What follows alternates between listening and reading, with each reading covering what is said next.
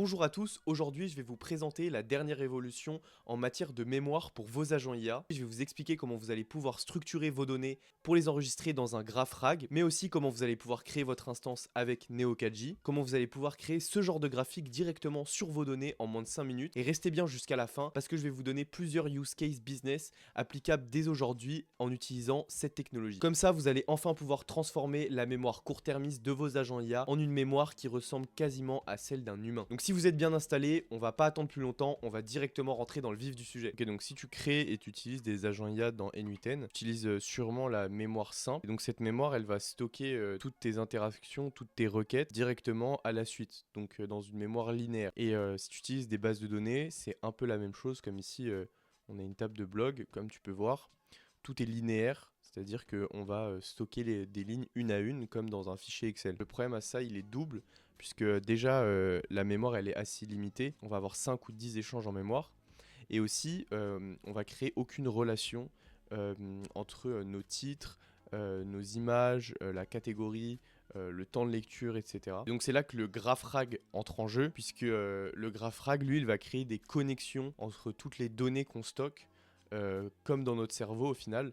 Donc par exemple, on sait que Pierre nous a parlé de son projet e-commerce, qu'il utilise Shopify, qu'il a sorti un nouveau produit, qu'il fait des ads, et on fait des connexions avec nos neurones entre tout ça pour être capable de représenter la réalité dans notre cerveau et de se souvenir de tout le data qu'on a ingéré nous aussi. Pour faire ça aujourd'hui, je vais vous présenter Neo4j qui permet de stocker donc du data directement en créant des relations, par exemple entre des outils et des vidéos dans l'exemple que j'ai pris. Donc chaque petit rond, ça peut être un concept, un tool, un topic, et ce qui est entre, donc les traits, c'est les relations.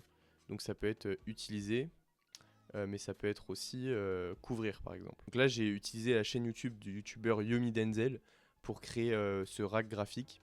Et donc j'ai mappé un peu tous les outils qu'il utilisait, les sujets dont il parlait, etc. On peut voir qu'il parle beaucoup de Shopify, de Minea, de TikTok, de ChatGPT. Alors évidemment, ce système, c'est un peu plus compliqué à setup qu'une mémoire simple. Maintenant, on va passer à la pratique et je vais vous expliquer comment on peut faire. Ok, donc la première étape, ça va être de se rendre dans Neo4j. Vous allez créer un compte. Ensuite, vous allez vous rendre dans les instances et vous allez créer une nouvelle instance qui s'appelle un Aura. Pour créer ça, c'est complètement gratuit et le free tier peut avoir des milliers de relations et des milliers de nœuds. Comme vous pouvez le voir, je suis seulement à 1% avec 2800 relations. Quand vous allez créer votre instance, vous allez voir, vous allez récupérer un fichier .txt. Vous le téléchargez. Dans ce fichier texte, vous allez récupérer 4-5 champs. Ce qui va nous intéresser, mot de passe et notre identifiant de connexion, donc notre URL. Donc l'URL, il ressemblera à quelque chose comme ça. Donc juste ici. Et ce que vous allez faire, c'est que vous allez aller dans Generic Credential Type, vous allez faire Header Auth, juste comme ça. Et ensuite, vous allez en créer un nouveau. Donc le nom, ça va être Authorization. Et pour la valeur, donc ce qui va vous permettre de vous identifier dans votre instance Neo4j que vous venez de créer, vous allez prendre votre username. Donc l'username, c'est Neo4j en général. Et vous allez mettre 2 petits points, votre mot de passe que vous avez récupéré dans votre fichier texte. Une fois que vous avez créé cette combinaison, vous allez aller sur ce site et vous allez juste copier-coller ici votre chaîne de caractères. Et ça va vous donner une chaîne de caractères en base 64. Vous allez la récupérer. Vous allez revenir dans votre connexion, juste ici. Et ce que vous allez faire, c'est que vous allez écrire basic, B majuscule A S I C, espace, et là vous faites CTRL V sur votre chaîne de caractères. Et ça vous permet de vous identifier dans votre instance. Donc ça, c'était la première étape. Et sauvegardez bien ce fichier texte parce qu'il s'affiche seulement une fois. Et donc si vous le perdez, vous n'avez plus accès à votre instance Neo4j. Une fois qu'on a fait ça, la question, ça va être quelle source de données on va utiliser pour peupler notre instance Neo4j. Donc moi, dans mon cas, j'ai décidé de faire ça sur une chaîne YouTube. Donc ce que j'ai fait, c'est que j'ai créé un formulaire qui va demander l'URL de la chaîne YouTube et le nombre de vidéos à récupérer sur cette chaîne YouTube. Ensuite, on utilise un scrapper Apify qui va venir récupérer toutes les vidéos d'une chaîne YouTube précise. Donc là, comme vous pouvez voir, j'ai lancé ça sur ma chaîne YouTube.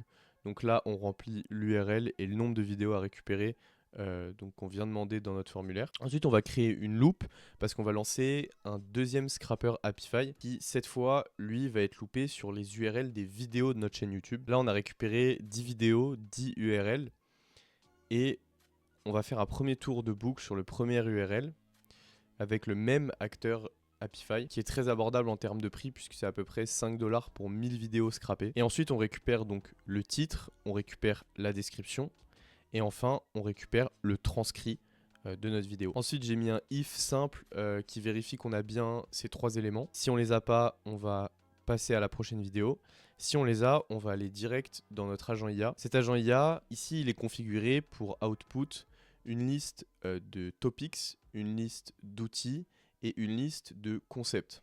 Donc, sujet, tool et concept. Il y a aussi quelque chose d'assez important, c'est que la température elle est à 0,1 pour que notre agent IA il soit déterministe, puisqu'on veut des résultats hyper consistants. Ensuite, le prompt user, c'est nos 3 éléments, tout simple. Notre prompt, il est aussi assez simple.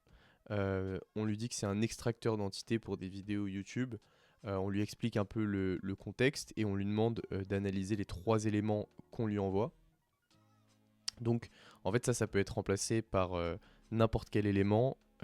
Aussi, ce qui arrive en prompt user, ça peut être remplacé par une autre source de données, ça peut être des documents internes par exemple. Et donc on lui donne des petites règles, donc de tout mettre en lowercase, de ne pas faire de doublons, de ne pas mettre trop d'items évidemment, et de prioriser les éléments les plus importants et récurrents, donc dans le transcrit de la vidéo, et de répondre en JSON valide, mais de toute façon, on a le parseur d'output qui va faire ça pour nous. Comme modèle, on utilise des modèles aussi peu onéreux, donc 4O mini et 4.1 mini, puisque par exemple moi quand je l'ai fait sur plus de 1600 vidéos, le but c'était de ne pas dépenser 100 $ dans la création d'une base de données, mais voilà, quelques dollars pour avoir une base de données très qualitative. Une fois qu'on a fait ça, on est déjà connecté à Neo4j, donc ce qu'on va faire c'est que on va sélectionner notre méthode d'authentification qu'on a créée tout à l'heure, et on va query donc notre URI qu'on a aussi récupéré dans le fichier texte.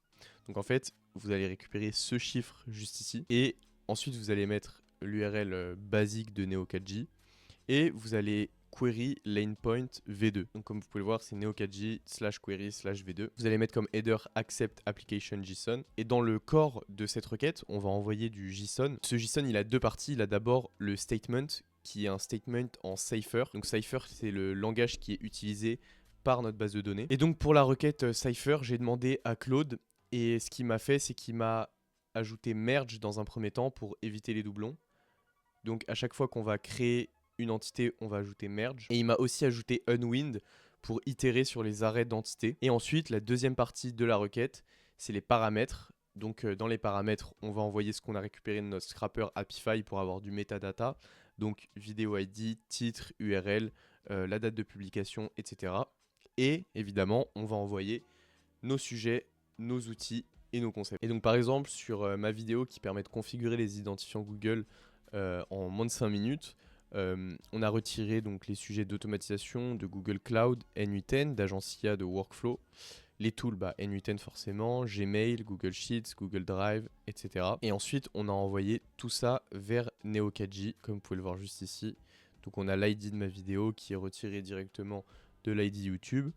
On a le titre, l'URL, le metadata, et enfin on a le sujet de nos nœuds qui sont juste ici. Et comme vous pouvez le voir ici, c'est en stringify, donc c'est un JSON stringify pour que ça crée un array. Une fois que vous avez fait ça, ça veut dire que vos données, elles ont été intégrées directement dans votre base de données, et vous pouvez le faire tourner autant de fois que vous voulez et sur n'importe quelle source de données une fois que vous avez compris le principe. Ensuite, la deuxième partie de notre workflow, ça va être un agent IA très simple. Donc il a des modèles plus intelligents et plus chers que les modèles précédents qu'on a utilisés pour ingérer les données.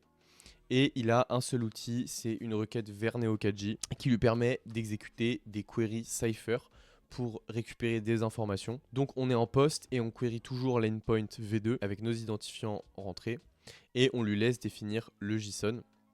Pour ça, on lui a expliqué dans son prompt system comment créer une query. C'est un statement toujours. Et on lui a donné quelques exemples. Donc tout ça, je l'ai généré avec Claude. On lui a aussi donné le schéma du graphe pour lui expliquer ce que contient la base de données, c'est-à-dire des vidéos, des topics, des tools, des concepts, mais aussi les relations entre ces entités. Donc les vidéos, elles vont couvrir un sujet, les vidéos, elles vont utiliser un outil et les vidéos, elles vont expliquer un concept. Si je lui pose une question, donc comme vous pouvez voir dans le titre, c'est pas explicite qu'on parle d'automatisation, mais vu qu'on a analysé toute la vidéo, on sait exactement de quoi parle la vidéo. Ici aussi, il a parlé d'automatisation dans les idées de business dont personne ne parle. Donc on va vraiment dans le détail et on va sous la surface des vidéos d'Yomi. C'est pas seulement quelque chose qui va scraper les titres et les miniatures pour essayer de deviner de quoi il parle. Juste avant de continuer, sache que si tu veux ce workflow, il est disponible gratuitement dans le school qui est disponible lui dans la bio. Donc si tu veux récupérer ce workflow et plein d'autres templates pour construire ton agence IA de A à Z en 2026, je te laisse aller prendre ton essai gratuit de 7 jours et après tu peux revenir sur la vidéo. Ok, donc maintenant comment ça se matérialise dans Neo4j? Donc ce qu'on va faire, c'est qu'on va aller dans Explore. Donc comme tu peux le voir ici, on a plein de nœuds. Donc là, les nœuds verts, c'est une vidéo. Les nœuds un peu beige, c'est des sujets. Et les nœuds violets, c'est des tools. Donc on peut les isoler, évidemment. Et on peut voir en gros toutes les vidéos qui utilisent le tool Instagram. Et le petit bonus, parce que c'est très intéressant ces graphes, de savoir qui utilise quoi et de créer des relations entre nos entités. Mais c'est un peu compliqué de créer une query à la base. Donc par exemple, un tool va utiliser cette vidéo qui explique à son tour ce concept. Ça peut être un peu embêtant et peut-être trop précis, quasiment. Donc le petit bonus, c'est que sur Neo4j, il y a une fonctionnalité de dashboard. Et ces dashboards, on peut les créer avec de l'IA, ce qui est vraiment hyper fort, je trouve. Et donc par exemple, si on rentre un prompt pour lui demander le top 10 des outils mentionnés, une distribution des topics et un network graph des relations, on va avoir un dashboard tout prêt qui va être généré. Et ça va nous permettre vraiment de visualiser ce qu'on a dans notre base de données. Et je pense que c'est le plus gros avantage aussi, c'est de voir vraiment ce qui se passe derrière ce data et pas seulement des lignes Excel ou des lignes dans une base de données Supabase basique. Et donc voilà, là comme vous pouvez le voir, on a récupéré notre dashboard, c'est complètement interactif. On a le top 10 des outils les plus utilisés et là vous voyez on a des relations qui ont enfin un peu de sens. On voit qu'autour du tool Shopify, donc il écrit Spotify mais c'est un problème de transcription, on voit qu'il y a un gros cluster, il y a énormément de choses qui sont louées à Shopify puisque c'est un tool pardon, qui est très récurrent. Comme vous pouvez le voir ici, on voit que le concept de la planque est très isolé. Et en fait, on peut faire des relations comme ça, donc visuellement, c'est très cool.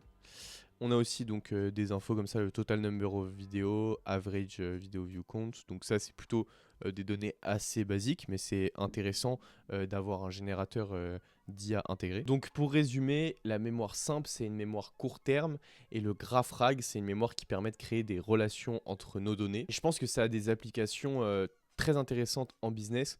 Par exemple, on pourrait faire des liens entre des tickets clients, des bugs, des avis clients et ça pourrait nous dire quel bug a généré quel avis négatif ou quelle feature a généré quel avis positif. Mais ça pourrait être aussi intéressant par exemple pour une base de connaissances interne, j'en ai parlé tout à l'heure. Ça pourrait par exemple permettre aux nouveaux employés d'avoir un agent IA dédié qui peut répondre à leurs questions et faire des liens entre la documentation, les outils utilisés, les départements de l'entreprise, les services qu'on vend, les personnes qui bossent dans l'entreprise. Enfin pour moi il y a énormément d'applications. Et maintenant si tu veux utiliser ce genre de technologie dans ton business ou pour le vendre à des entreprises directement, tu peux soit setup tout seul ce workflow et cet agent IA. Je viens de tout te montrer, ça va te prendre peut-être 1 ou 2 heures. Sinon, ce que tu peux faire, c'est beaucoup plus rapide, c'est que tu viens dans le school. On a plein de templates comme celle-ci, on a plein de use case business. Actuellement, on est à 11 membres et il y a un essai de 7 jours gratuit. On est actuellement en train de créer une communauté de gens qui build des systèmes comme ceci tous les jours. Et si toi, tu penses que tu es la bonne personne, que tu crées ce genre de système, que tu as cette vision N8N appliquée au business, tu es vraiment la personne idéale et j'ai envie que tu viennes dans ma communauté. Donc vraiment, viens prendre cet essai gratuit et si tu participes dans la communauté, on t'offrira l'accès à vie. Comme ça, tu auras une communauté qui grandira de plus en plus et tu pourras être un des pionniers chez nous. De toute façon, c'est le premier lien en description, donc je te laisse aller checker. Et si tu as kiffé ce concept, si tu connaissais pas ou si je t'ai donné de la valeur dans cette vidéo, je te laisse liker et t'abonner, ça me ferait super plaisir. C'était Hugo, à la prochaine.